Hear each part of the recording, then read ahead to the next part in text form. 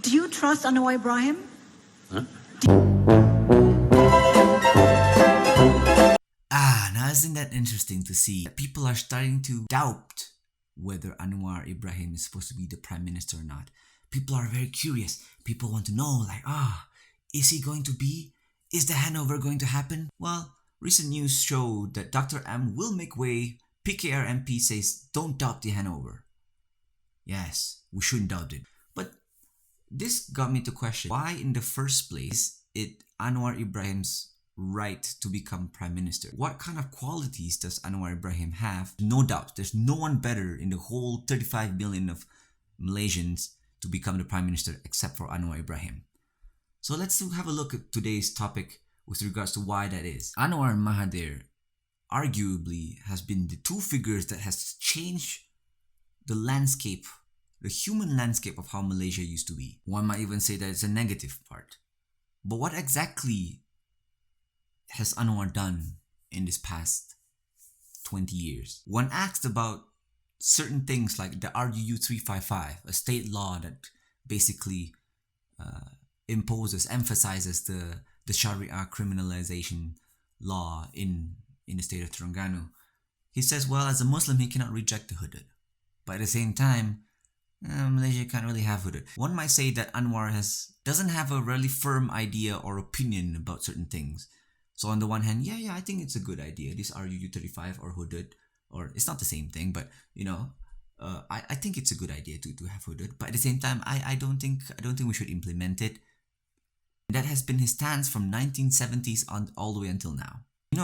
The whole feud between Mahathir and Anwar used to become the Islamic firebrand who pushes Islamic values in Malaysia, so much so, and he adopted that from Iranian revolution, and he adopted that and pushed that in Malaysia so much so that Malaysia used to be different. It used to be that people in Malaysia can do whatever it is that they want, and there used to be culture, there used to be music, there used to be jazz, there used to be people with arts and feelings and creativity. It was flourishing. We were more like the British, and we were actually arguably more modern back then than where we are now. So his feud between Mahathir and push this idea of pushing Islam in Malaysia so much to a point where the direction of Islam in Malaysia has gone to ridiculous proportions.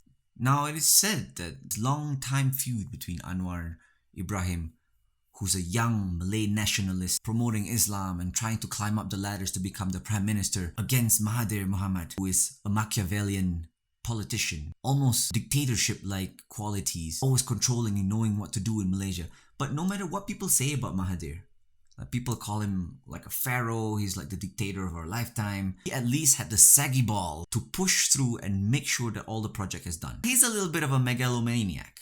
I have to give it. Like, he wants to have the biggest dams or the longest bridges or the tallest towers. But funny enough, those are the things that put Malaysia on the map. If you come in contact with any Westerners talking about Malaysia, most probably they will end up identifying Malaysia as, oh ja, de tweelingturmen in Malaysia. Oh ja, ich kenne Malaysia, ja.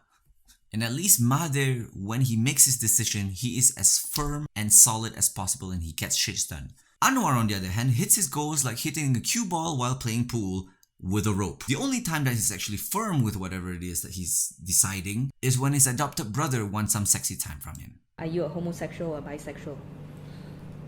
Well, I'm a happily married man with 6 children. So, the question is completely irrelevant. Is it yes or no? Of course, when I said irrelevant, it's not. You should not be raised. Look at the family. What is the basis? The basis. So you're not a bisexual? No, you see I've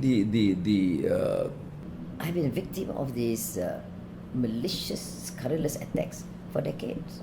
Whether a person is bisexual or homosexual, number 2, you want to judge him or her. In my case, it's absolutely lie.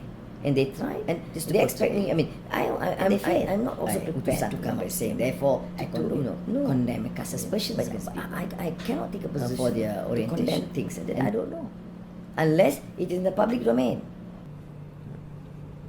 So the answer is no. Now, in his long ass career as PM in waiting in Malaysia, it's the longest. He holds the Malaysia record of the longest Prime Minister in waiting in Malaysia, and has been in so many ministers. What did he do as an education minister? Nothing much really. Where Mahathir pushed for Malay language in the natural sciences, math and science and things like that. He spent his time trying to oust Tun Ghaffar Baba, climb up that ladder to the Prime Minister stage. And I have serious problems about teaching math and science to Malaysians in Malay. Do you remember the word jisim? After about 20 years, I heard that word again. It's like, I remember that word.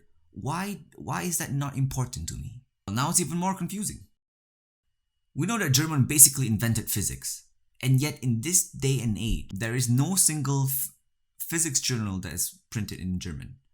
It's all in English. So why is it that we think that Malays deserve something more? Shouldn't we be better off learning it on an international stage in English? In the 1997 economic crisis, Anwar Ibrahim basically went off to the IMF and tried to borrow money from the IMF, and that would have completely obliterated our chance of ever surviving as an independent country.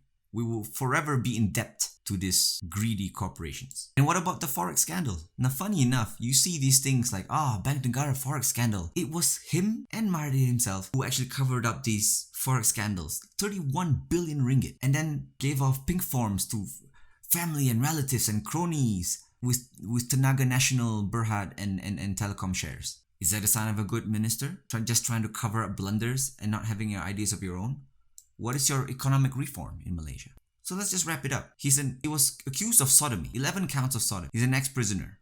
Tried to solve the 98 crisis by going to the IMF and selling off our country to the banks. He has basically no track record of economics. And remember Kajagmu, where they tried to put this dirty maneuver of putting up people out of jobs so that he can come into place? What makes you think that suddenly the new Malaysia would be rid of all this dirty politics? And again, the direction. What stands are you for in Malaysia? Where are you going to lead Malaysia to? What is it that's so appealing about Anwar in Malaysia? And why is it that it feels like it's got given right to become the Prime Minister number 8 in waiting in Malaysia? Well, he's charismatic apparently. He knows how to talk to the people. He's a master of literature. And on top of that, people say that he's suffered long enough, over 20 years, just trying to push the idea of reformation. Yes, reformation. Such a bold and noble idea. Was that his idea? No, stole it from Indonesians in 1998, post-Suharto era. And this is the worst part about this idea. It sounds like a noble idea. Yeah, I'm gonna fight. I'm gonna push against corruption without any shallow racial or religious ideologies. What do you mean by that specifically? I can tell you words, right? Oh yeah, there shouldn't be any discrimination in Malaysia. Everyone should be accepted. What exactly are you doing? So out of pure curiosity, for my own sake of knowledge, if you can find me concrete plans of action for these reformations, please tell me in the comment section below. Because I don't understand. And give me anything. Give me bullet points of what exactly, specifically, the policies that he wants to carry out in Malaysia. Because all these talks and all these words, you make your party, Pakatan Harapan, sound like a bunch of university students with no experience in life, who doesn't pay taxes, who's not had any, who doesn't own their own business, and trying to push for, there should be equality for all. What, equality of opportunity or equality of outcome? Are you trying to get rid of the NEP? Is that what you're trying to do? Is that what the reform is? Are you trying to get rid of Islamic teachings in schools? Are you trying to get rid of vernacular schools, maybe, perhaps, as an education side of things? And what are your stance on Sharia law and hudud in Malaysia? Is that a thing? How are you bringing up the parents talking about how are you specifically trying to solve racial disharmony in Malaysia? All these questions are important for you as a leader. And to me, in my eyes, I do not see this at all. And it might be grim. Now I agree. Pakatan Harapan has only had 1 year to prove themselves for whatever it is that they're doing. Let's say if your family goes through a divorce, it will probably take a few years until you get stability in that relationship. Let's say 5, maybe 10 years. It might just take that long. If you extrapolate that to a nation, it's a much more complex idea. Mahathir is only going to be there for 2 years and he's trying his best to do everything in 2 years. There will not be a single foreign investor who will come and invest in Malaysia knowing the political instability in Malaysia. And then suddenly you want to change into a new person with no clear directions whatsoever what you're doing. The reasons why I'm sounding bleak and very serious about this kinds of stuff is because I'm a concerned citizen of Malaysia. I'm 31 years old. I'm at a point where I'm about to start a family. I'm at a point where I'm going to teach the younger generations about the good systemic values that our country should have, as opposed to the blunder that's happening in the Western societies, for example. And I feel that it is our duty, and I believe we should start with the individual. You should start cleaning up your own room, clean up your act, and get your shit together on your own before you start criticizing other people, before you start commenting on their religion or on their race, or before you start calling people names like, oh, look at them, the Chinese people are only hungry for money, or the Malays are just this lazy. Start cleaning up your own act individually first before you move on and try to be a model for other people. And then you move on from yourself, extend that to your family extend that to the society and the community, and then to the state, and then to the whole country. If you think my words are resonating with your ideas, then you can smash subscribe and hit the notification bell, because that will really help me out.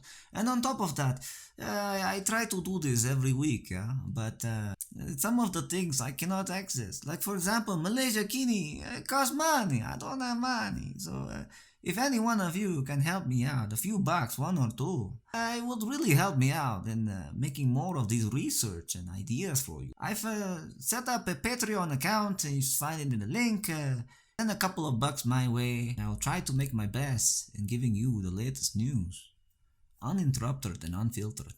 Thank you very much. Peace.